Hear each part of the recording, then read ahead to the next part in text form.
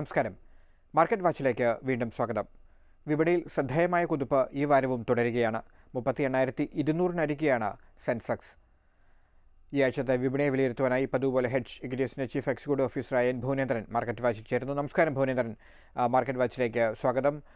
എങ്ങനെയാണ് പോയ വാരം വിപണിയെ താങ്കൾ കാണുന്നത്? നേരത്തെ കഴിഞ്ഞ എപ്പിസോഡിലെല്ലാം നമ്മൾ ചർച്ച ചെയ്ത അനുകൂല ഘടകങ്ങൾ വിപണിയിൽ ഇപ്പോഴും തുടരുന്ന ഒരു സാഹചര്യമുണ്ടോ? എങ്ങനെ കാണാം വിപണിയെ? മാർക്കറ്റ് വളരെ ടൈറ്റ് റേഞ്ചിലാണ് മൂവ് ചെയ്തത്, അല്ലെങ്കിൽ വളരെ നാരോ റേഞ്ചിലാണ് ഈ വീക്ക് മൂവ് ചെയ്തത്. നിഫ്റ്റി 11,572 ഫ്രൈഡേ വന്നതിന് ശേഷം ഒരു കൺസോൾട്ടേഷൻ ഫേസിലേക്ക് മൂവ് ചെയ്തു. പ്യുവർലി ഒരു ലിക്വിഡിറ്റി ഡ്രിവൺ ആയിട്ടുള്ള മാർക്കറ്റാണ്. ഫോറിൻ ഇൻസ്റ്റിറ്റ്യൂഷൻസിൻ്റെ ആക്റ്റീവ് പാർട്ടിസിപ്പേഷൻ കൊണ്ടാണ് ഈ റൈഡ് സംഭവിച്ചിരിക്കുന്നത്. ഡൊമസ്റ്റിക് ഇൻസ്റ്റിറ്റ്യൂഷൻ സെല്ലിംഗ് മോഡിൽ തന്നെയാണ്. എന്തായാലും ലാസ്റ്റ് 3 വീക്സ് ആയിട്ട് മാർക്കറ്റിൻ്റെ റൈഡിൻ്റെ ഒരു പ്രധാന റീസൺ ഈ FISൻ്റെ ആക്റ്റീവ് പാർട്ടിസിപ്പേഷൻ തന്നെയാണ്. വളരെ സെലക്റ്റീവായിട്ടുള്ള ബൈയിങ് ആണ് നടക്കുന്നത്. സെലക്റ്റീവായിട്ടുള്ള മിഡ് ക്യാപ്പ്, സ്മോൾ ക്യാപ്പ്, അതുപോലെ ലാർജ് ക്യാപ്പിൽ മാത്രമാണ് ഈ റൈഡ് സംഭവിക്കുന്നത്. ഡൊമസ്റ്റിക് ഇൻസ്റ്റിറ്റ്യൂഷനും അതുപോലെ റീറ്റെയിൽ പാർട്ടിസിപ്പേഷൻ വളരെ കുറവാണ്. അപ്പോൾ ഇതൊരു ബുൾ റൈഡ് അല്ല, പ്രത്യേകിച്ചും ഒരു ന്യൂസ് ഡ്രിവൺ ആയിട്ടുള്ള ഒരു മാർക്കറ്റ്, അതോടൊപ്പം തന്നെ ഒരു ലിക്വിഡിറ്റി ഡ്രിവൺ ആയിട്ടുള്ള ഒരു മാർക്കറ്റാണ്. അതുകൊണ്ടാണ് വളരെ സെലക്റ്റീവായിട്ടുള്ള ബൈയിങ് നടക്കുന്നത്. അതുകൊണ്ട് തന്നെ പല സ്റ്റോക്കുകളും പുതിയ ഹൈ ബ്രേക്ക് ചെയ്യുന്നുണ്ട്, അതേ സമയത്ത് ചില സ്റ്റോക്കുകൾ പുതിയ ലോ ബ്രേക്ക് ചെയ്യുന്നുണ്ട്. അപ്പോൾ ഇത് എല്ലാ സെക്ടറിലും ഈ ബൈയിങ് ഇൻട്രസ്റ്റ് കാണാത്തതിൻ്റെ ഒരു പ്രധാന റീസൺ, ഏത് സെക്ടറിലേക്കാണോ ഏത് സ്റ്റോക്കിലേക്കാണോ ലിക്വിഡിറ്റി ചേസ് ചെയ്യുന്നത് ആ സ്റ്റോക്കിൽ മാത്രമാണ് റൈഡ് സംഭവിക്കുന്നത്. അപ്പോൾ വരും ദിവസങ്ങളിൽ FISൻ്റെ ഫ്ലോ പലപ്പോഴും ഇങ്ങനെ തന്നെയാണ്. ഇതൊരു 2014 കൈൻഡ് ഓഫ് റൈഡ് തന്നെയാണ് ഇപ്പോഴും സംഭവിച്ചുകൊണ്ടിരിക്കുന്നത്. കാരണം എലക്ഷന് ശേഷമുള്ള ഒരു റൈഡാണ്. ലാസ്റ്റ് റൈഡും ഇതുപോലെ തന്നെയായിരുന്നു. എന്നാൽ ഫൈനൽ ഔട്ട്കം എന്താണോ അത് നിലവിലുള്ള ഗവൺമെൻറ്റിന് അനുകൂലമാണെങ്കിൽ ഈ റൈഡ് കണ്ടിന്യൂ ചെയ്ത് പോകാനും ഒരു ഫൈനൽ ബുൾ റൈഡിലേക്ക് മാർക്കറ്റ് പോകാനുള്ള സാധ്യതയുണ്ട്. എന്തായാലും അടുത്തൊരു 2 months എന്ന് പറയുന്നത് വളരെ ക്രൂഷ്യൽ തന്നെയാണ്. കാരണം ഇതിൻ്റെ ഔട്ട്കം, ഇതിൻ്റെ അലയൻസ്, ഇതൊക്കെ മാർക്കറ്റിൽ വോളറ്റിലിറ്റി ക്രിയേറ്റ് ചെയ്യും. എന്തായാലും ഇപ്പോഴത്തെ രീതിയിൽ പ്യുവർലി ഒരു ലിക്വിഡിറ്റി ഡ്രിവൺ ആയിട്ടുള്ള മാർക്കറ്റാണ്. വളരെ സെലക്റ്റീവായിട്ടുള്ള ബൈയിങ് ആണ് നടക്കുന്നത്. അതുകൊണ്ട് തന്നെ കുറച്ച് കോഷ്യസ് അപ്രോച്ച് എടുക്കുക. അതേ സമയത്ത് തന്നെ മാർക്കറ്റിലൊരു ഡീപ്പ് കറക്ഷനുള്ള സാധ്യത ഇപ്പോഴത്തെ രീതിയിൽ, അതിനുള്ളൊരു പൊളിറ്റിക്കൽ അൺസർട്ടനിറ്റിയോ അതല്ലെങ്കിൽ എക്കണോമിക്കലി ആയിട്ടുള്ള ഏതെങ്കിലും റീസൺസ് ഒന്നും വിസിബിൾ ആയിട്ടുള്ള ന്യൂസുകളൊന്നും തന്നെയില്ല. അതുകൊണ്ട് ഒരു ഡീപ്പ് കറക്ഷൻ മോഡിലേക്ക് മാർക്കറ്റ് പോകാനുള്ള സാധ്യത കുറവാണ്. എങ്കിലും ഇൻവെസ്റ്റേഴ്സ് ഒരു കോഷ്യസ് അപ്രോച്ച് എടുക്കുന്നത് തന്നെയാണ് നല്ലത്. കാരണം വലിയൊരു റൈഡ്, അതിനുശേഷമുള്ള കൺസോൾട്ടേഷൻ, എഗെയിൻ നെക്സ്റ്റ് വീക്ക് ഒരു കൺസോൾട്ടേഷൻ ഫേസിലേക്ക് മാർക്കറ്റ് പോകാനുള്ള സാധ്യതയുണ്ട്. ശ്രീ ഭുവനേന്ദ്രൻ, വിദേശ ധനകാര്യ സ്ഥാപനങ്ങളുടെ ആക്ടിവിറ്റിയെ താങ്കൾ എങ്ങനെയാണ് വിലയിരുത്തുക? പ്രത്യേകിച്ചും അവരുടെ ഇടപെടലാണ് വിപണിയിൽ ഈ പുതിയ മാറ്റത്തിന് പ്രധാനമായും കാരണമായത്. എങ്ങനെയാണ് FIയുടെ ഒരു സ്ട്രാറ്റജി വരും മാസങ്ങളിൽ ഉണ്ടാകാൻ സാധ്യത? ഈ മാസത്തിലെ FIയുടെ ഇടപാടുകളെ താങ്കൾ എങ്ങനെ കാണുന്നു? അഭിലാഷ്, FISൻ്റെ ഫ്ലോയുടെ ഒരു പ്രധാന റീസൺ, ഇപ്പോൾ റീസെൻ്റാണ് നമുക്കറിയാം, ലാസ്റ്റ് 3 വീക്സ് ആയിട്ട് 30,000 crore ഇന്ത്യൻ എക്വിറ്റി മാർക്കറ്റിൽ FISൻ്റെ പാർട്ടിസിപ്പേഷൻ. ഈ ഒരു റീസൺ കൊണ്ട് തന്നെയാണ് നിഫ്റ്റി 1000 പോയിൻറ്റ്സിനടുത്ത് റൈഡ് സംഭവിച്ചത്. 10,500 നിന്ന് 11,572 വരെ ഈ ഫ്രൈഡേ വന്നതിൻ്റെ ഒരു പ്രധാന റീസൺ ഈ ലിക്വിഡിറ്റി ഡ്രിവൺ തന്നെയാണ്. ഇതിലൊന്ന് റൂളിംഗ് പാർട്ടിക്ക് മെജോറിറ്റി കിട്ടാനുള്ളൊരു പോസിബിലിറ്റി, ഒന്ന് പൊളിറ്റിക്കൽ സ്റ്റെബിലിറ്റി, 2 എക്കണോമിക് സ്റ്റെബിലിറ്റി എന്ന് നമുക്ക് പറയാം.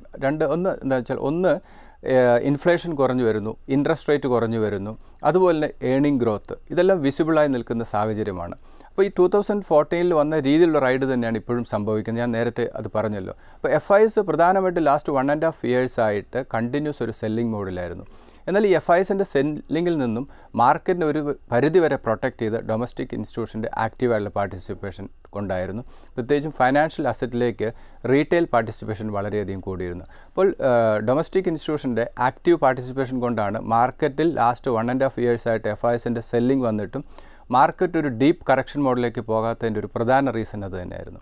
എന്നാൽ റീസെൻ്റായിട്ട് മാർക്കറ്റിൽ വളരെ ആക്റ്റീവായിട്ട് FIS പാർട്ടിസിപ്പേറ്റ് ചെയ്യുന്നതിൻ്റെ റീസൺ ഈ ഇക്കണോമിക് ഗ്രോത്ത് തന്നെയാണ്, ഏണിംഗ് റിക്കവറി, അതുപോലെ തന്നെ ഗ്ലോബൽ സ്ലോ ഡൗൺ, നമ്മൾ യൂറോപ്പ് എടുത്താലും ഇപ്പോൾ റീസെൻ്റായിട്ട് ചൈനയിൽ വന്നിരിക്കുന്ന സ്ലോ ഡൗൺ, ഇതൊക്കെ കൺസിഡർ ചെയ്യുമ്പോൾ കുറച്ചുകൂടെ സേഫ് ആയിട്ടുള്ളൊരു കൺട്രി ഇന്ത്യ ആണെന്നുള്ളൊരു കൺസിഡറേഷൻ. അതുകൊണ്ട് തന്നെയാണ് കൂടുതലായിട്ടുള്ള ഫ്ലോ ഇന്ത്യയിലേക്ക് വരുന്നത്. പക്ഷേ ഇന്ത്യയിലേക്ക് ഫ്ലോ വരുമ്പോഴും ഇവർ സെലക്റ്റീവ് ആയിട്ടുള്ള ബൈയിങ് ആണ് നടക്കുന്നത്. അപ്പോൾ ഇതൊരു ഫൈനൽ ബുൾ റൈഡിലേക്ക് കടക്കണമെങ്കിൽ ഈ എലക്ഷൻ, അതിൻ്റെ ഫൈനൽ ഔട്ട്കം, റീറ്റെയിൽ പാർട്ടിസിപ്പേഷൻ വരണം, ഡൊമസ്റ്റിക് ഇൻസ്റ്റിറ്റ്യൂഷൻ്റെ പാർട്ടിസിപ്പേഷൻ വരണം. ഇങ്ങനെയൊക്കെ ആണെങ്കിൽ മാത്രമേ ഫൈനൽ ഒരു ബുൾ റൈഡിലേക്ക് മാർക്കറ്റ് പോകാനുള്ള സാധ്യതയുള്ളൂ. ഇപ്പോഴത്തെ രീതിയിൽ FISൻ്റെ പാർട്ടിസിപ്പേഷൻ്റെ ഒരു പ്രധാന റീസൺ, ഒന്ന് പൊളിറ്റിക്കലി വരാവുന്ന സ്റ്റെബിലിറ്റി, 2 എക്കണോമിക് ഗ്രോത്ത്, ഇതൊക്കെ തന്നെയാണ് ഫോറിൻ ഇൻസ്റ്റിറ്റ്യൂഷൻസ് കൺസിഡർ ചെയ്യുന്നതും അതുപോലെ ഗ്ലോബലി നിലനിൽക്കുന്ന അൺസർട്ടനിറ്റി. അപ്പോൾ കുറച്ചുകൂടെ സേഫായിട്ടുള്ള ബെറ്റ് ആണ് ഇന്ത്യ എന്നുള്ളൊരു വിലയിരുത്തൽ. അതുകൊണ്ട് തന്നെയാണ് കണ്ടിന്യൂസ് റീസെൻ്റായിട്ട് വന്നിരിക്കുന്ന ഈ ഫ്ലോ. അപ്പോൾ ഈ ഫ്ലോ കണ്ടിന്യൂ ചെയ്യാനുള്ള സാധ്യത വളരെ കൂടുതലാണ്. കാരണം വിസിബിളായി നിൽക്കുന്ന ഈ പൊളിറ്റിക്കൽ ഇക്കണോമിക് ആയിട്ടുള്ള ന്യൂസുകൾ. അപ്പോൾ അതുകൊണ്ട് തന്നെ FISൻ്റെ പാർട്ടിസിപ്പേഷൻ കൂടും. വേറെ നമ്മളെ സംബന്ധിച്ച് ഒരു അഡ്വാൻറ്റേജ് എന്ന് പറയുന്നത് ഈ systematic investment through domestic institution collect ചെയ്യുന്ന ഫണ്ടാണ്. അപ്പോൾ ഒരു ഭാഗത്ത് FIS ആക്റ്റീവായി പാർട്ടിസിപ്പേറ്റ് ചെയ്യുന്നു, വേറൊരു ഭാഗത്ത് ഈ സമയത്തൊക്കെ തന്നെ ഡൊമസ്റ്റിക് ഇൻസ്റ്റിറ്റ്യൂഷൻ സെല്ലിംഗ് മോഡലാണ്. അപ്പോൾ ഡൊമസ്റ്റിക് ഇൻസ്റ്റിറ്റ്യൂഷൻ എഗെയിൻ ഒരു ബൈയിങ് മോഡലിലേക്ക് വരുന്നു, FIS ആക്റ്റീവ് ആകുന്നു, റീറ്റെയിൽ പാർട്ടിസിപ്പേഷൻ വരികയാണെങ്കിൽ മാർക്കറ്റ് ഒരു ഫൈനൽ ബുൾ റൈഡിലേക്ക് പോകാനുള്ള സാധ്യത വളരെ കൂടുതലാണ്. ഇതെല്ലാം ഈ റൈഡൊക്കെ തീരുമാനിക്കുന്നത് വരാനിരിക്കുന്ന ഇലക്ഷൻ്റെ ഫൈനൽ ഔട്ട്കം. ഇതാണ് മാർക്കറ്റ് റൈഡ് തീരുമാനിക്കുക. അപ്പോൾ സ്റ്റെബിലിറ്റി ഉള്ളൊരു ഗവൺമെൻറ് വരികയാണെങ്കിൽ മാർക്കറ്റ് വളരെയധികം ഹൈയിലേക്ക് പോകാനുള്ള സാധ്യതയുണ്ട്. 38,200-നരികെയാണ് സെൻസെക്സ് വെള്ളിയാഴ്ച ഉണ്ടായത്. 11,800-നരികെ നിഫ്റ്റിയും. വരുന്ന ആഴ്ചത്തെ വിപണിയെ താങ്കൾ എങ്ങനെയാണ് വിലയിരുത്തുക? പുതിയ ഉയരത്തിലേക്ക് വിപണി പോകാനുള്ള സാധ്യത എത്രത്തോളമുണ്ട്? എങ്ങനെ കാണാം അടുത്ത ആഴ്ചത്തെ സാധ്യതകളെ?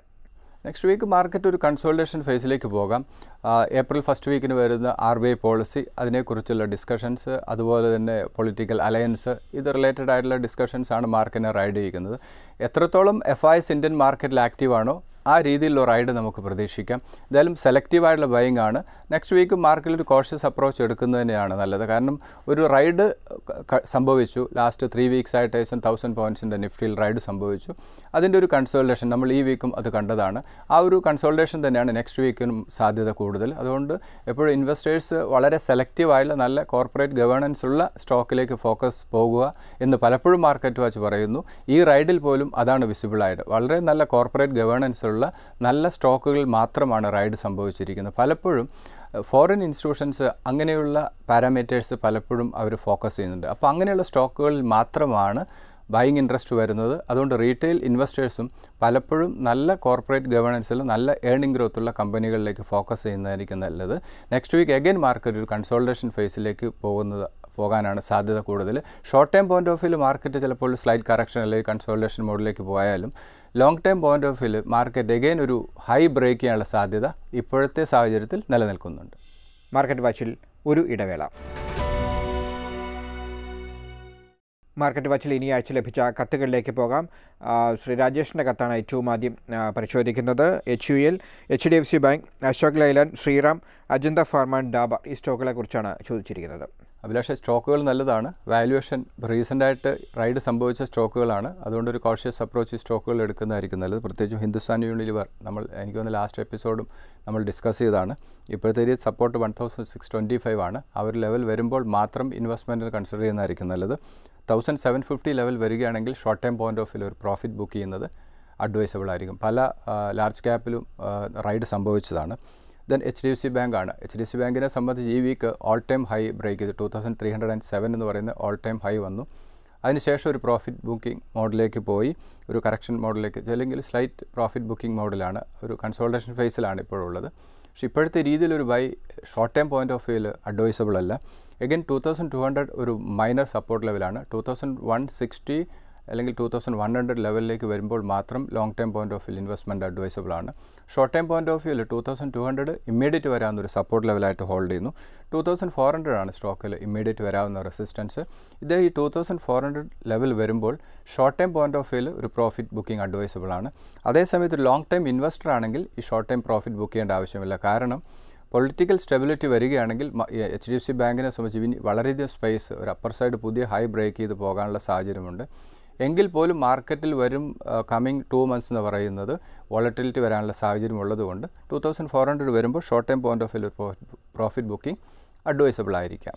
അടുത്ത അശോക് ലേലാൻഡ് ആണ്. അശോക് ലേലാൻഡ് ഇപ്പോഴത്തെ വാല്യുവേഷൻ വളരെ ഫെയർ ആണ്. 90-50 ലെവലാണ് സ്റ്റോക്ക് ട്രേഡിംഗ് നടക്കുന്നത്. സേഫായിട്ടുള്ളൊരു എൻട്രി പോയിൻ്റ്, ഒരു മേജർ സപ്പോർട്ട് ലെവൽ 87 ആണ്.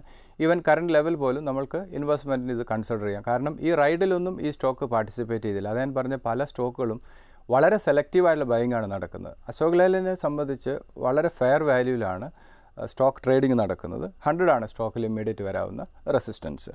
ദെൻ ശ്രീറാം ട്രാൻസ്പോർട്ടാണ്. ഇപ്പോഴത്തെ വാല്യുവേഷൻ ഫെയർ ആണ്. ലോങ് ടൈം പോയിന്റ് ഓഫ് വ്യൂവിലും ഷോർട്ട് ടൈം പോയിന്റ് ഓഫ് വ്യൂവിൽ സ്റ്റോക്ക് ഇൻവെസ്റ്റ്മെൻറ്റിന് കൺസിഡർ ചെയ്യാം. 1120 ആണ് സ്റ്റോക്കിൽ ഇമ്മീഡിയറ്റ് വരാവുന്ന സപ്പോർട്ട്. ദെൻ 1320 സ്റ്റോക്കിൽ ഇമ്മീഡിയറ്റ് വരാവുന്ന റെസിസ്റ്റൻസ് ആണ്.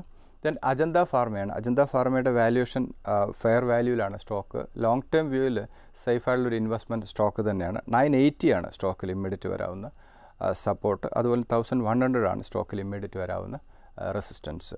ദെൻ ഡാബറാണ്. ഡാബറും പലപ്പോഴും നമ്മൾ മാർക്കറ്റ് വാച്ചിലൊക്കെ ഡിസ്കസ് ചെയ്യുന്ന ഒരു സ്റ്റോക്ക് തന്നെയാണ്. ഈ സ്റ്റോക്കിനെ സംബന്ധിച്ച് വാല്യുവേഷൻ ഫെയർ വാല്യൂവിലാണ്. വളരെ നല്ല ഓർഡർ ബുക്ക്. ഇത് കൺസിഡർ ചെയ്യുമ്പോൾ ലോങ് ടേം വ്യൂവിൽ ഈ സ്റ്റോക്ക് അഡ്വൈസബിളാണ്.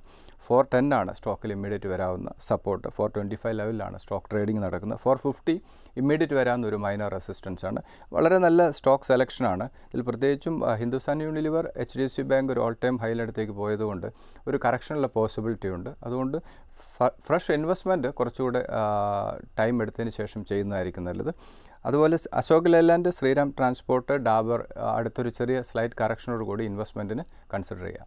മാർക്കറ്റ് വാച്ചിൽ ഒരു കത്ത് കൂടി പരിശോധിക്കുന്നു. ശ്രീ സഖറിയുടെ മെയിലാണ്. അദ്ദേഹത്തിൻ്റെ പോർട്ട്ഫോളിയോ നൽകിയിരിക്കുന്നു.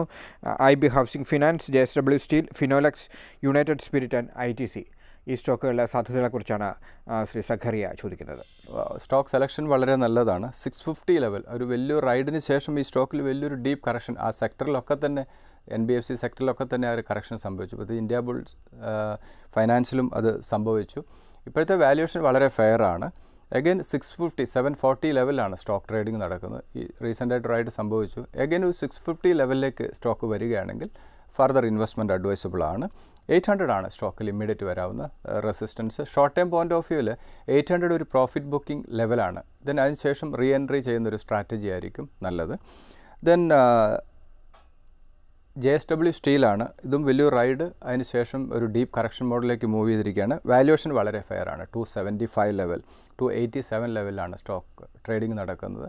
ഇന്ത്യ ബുൾ ഹൗസിംഗ് ഫിനാൻസും അതിൽ JSW സ്റ്റീലിൻ്റെ വാല്യുവേഷൻ വളരെ ഫെയർ ആണ്. ഒരു ഫെയർ വാല്യൂവിലാണ് സ്റ്റോക്ക് ട്രേഡിംഗ് നടക്കുന്നത്. വലിയൊരു ഹൈ പോയതിന് ശേഷം ഒരു ഡീപ്പ് കറക്ഷൻ മോഡിലേക്ക് ഈ രണ്ട് സ്റ്റോക്കും മൂവ് ചെയ്തു. അപ്പോൾ അഗൈൻ 275 ലെവൽ വരികയാണെങ്കിൽ JSW സ്റ്റീൽ ഇൻവെസ്റ്റ്മെൻറ്റിന് കൺസിഡർ ചെയ്യുക. 300 ആണ് സ്റ്റോക്കിൽ ഇമ്മീഡിയറ്റ് വരാവുന്ന റെസിസ്റ്റൻസ്.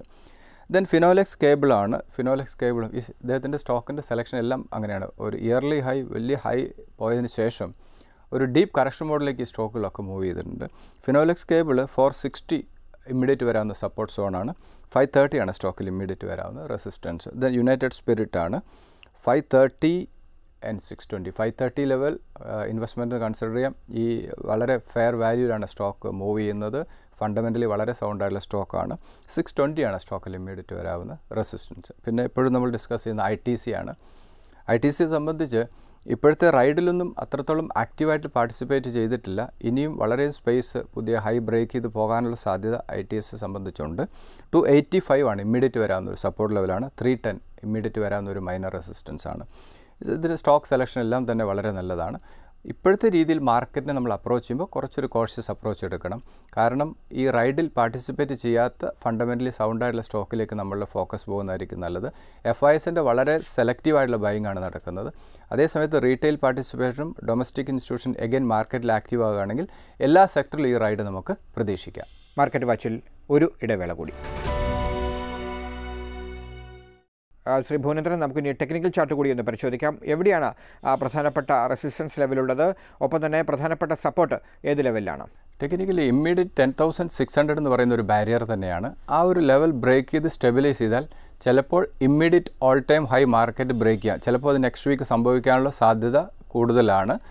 എങ്കിലും ഒരു കോഷ്യസ് അപ്രോച്ച് എടുക്കുക, ഞാൻ എപ്പോഴും പറയുന്ന ഒരു പോയിൻ്റാണ്. 11,200 ആണ്. 220 എന്ന് പറയുന്ന ഇമ്മീഡിയറ്റ് വരാവുന്ന ഒരു മേജർ സപ്പോർട്ട് സോൺ തന്നെയാണ്. ആ ഒരു ലെവൽ ഇപ്പോഴത്തെ സാഹചര്യത്തിൽ ബ്രേക്ക് ചെയ്യാനുള്ള സാധ്യത കുറവാണ്. 11,200 ഡൗൺ സൈഡും 11,800 എന്ന് പറയുന്ന ഒരു മേജർ റെസിസ്റ്റൻസ് ആണ്. അപ്പോൾ ഇമ്മീഡിയറ്റ് വരാവുന്ന ഒരു മൈനർ റെസിസ്റ്റൻസ് എന്ന് പറയുന്നത് 10,600. ഞാൻ ലാസ്റ്റ് വീക്ക് പറഞ്ഞ ആ 10,600 വളരെ ക്ലോസ് ആയിട്ട് വാച്ച് ചെയ്യണം. ആ ഒരു ലെവൽ വന്നതിന് ശേഷം വീണ്ടും ചിലപ്പോൾ മാർക്കറ്റ് ഒരു കറക്ഷൻ മോഡിലേക്ക് പോകാം. ഒരു നാരോ റേഞ്ച് 10,400 ഇമ്മീഡിയറ്റ് വരാവുന്ന ഒരു സപ്പോർട്ട് ലെവലും 10,600 ഇമ്മീഡിയറ്റ് വരാവുന്ന ഒരു മൈനർ റെസിസ്റ്റൻസുമായിട്ട് 200 പോയിൻറ്റ്സിൻ്റെ നെക്സ്റ്റ് വീക്ക് ചിലപ്പോൾ ഈ ഒരു 200 പോയിൻറ്റ്സിൻ്റെ ഫ്ലക്ച്വേഷൻസ് വരാൻ സാധ്യതയുണ്ട്. ഏതെങ്കിലും സാഹചര്യത്തിൽ 11,600 ബ്രേക്ക് ചെയ്യുന്നൊരു സാഹചര്യം ഉണ്ടായാൽ ഫർദർ ഒരു 200 പോയിൻറ്റ്സ് റൈഡ് നമുക്ക് മാർക്കറ്റിൽ പ്രതീക്ഷിക്കാം. മാർക്കറ്റ് വാച്ചിൽ ഇനി ബിഗിനേഴ്സ് ഗൈഡാണ്.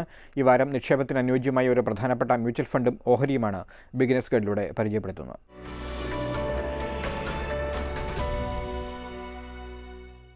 ഈ ആഴ്ച പരിചയപ്പെടുത്തുന്ന മ്യൂച്വൽ ഫണ്ട് ഒരു arbitrage ഫണ്ടാണ്.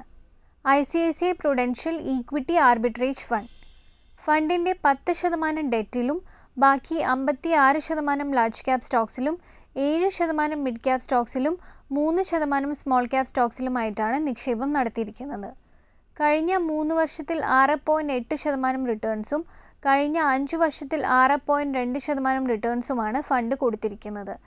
HDFC limited, SBI, Sun Pharmaceuticals, UPL limited, Reliance Industries, Infosys, Bharti Airtel, Reddy's Laboratories, Aurobindo Pharma, Tata Steel എന്നീ സ്റ്റോക്സിലാണ് ടോപ്പ് ഹോൾഡിംഗ്സ് ഉള്ളത്.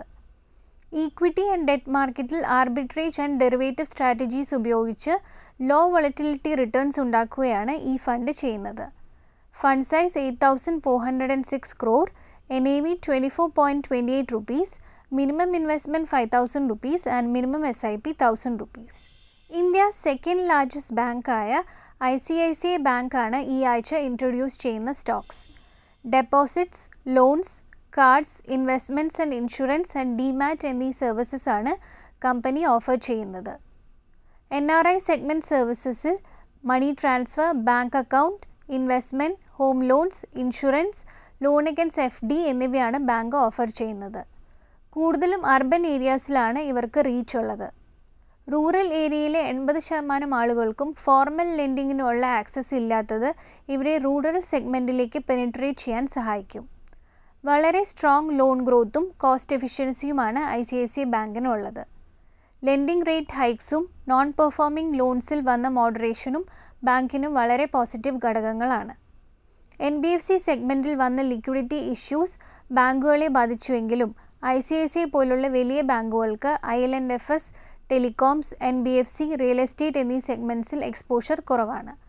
അതുകൊണ്ട് തന്നെ ലോങ് ടേമിൽ ICICIയുടെ റീറ്റെയിൽ ലോൺ ബുക്കും ഓവർസീസ് ബുക്കും ഒക്കെ കൂടാനുള്ള സാധ്യത നിലനിർത്തിക്കൊണ്ട് 408 rupees ആണ് ഞങ്ങൾ ഇമ്മീഡിയറ്റ് ടാർഗറ്റ് കണക്കാക്കുന്നത്.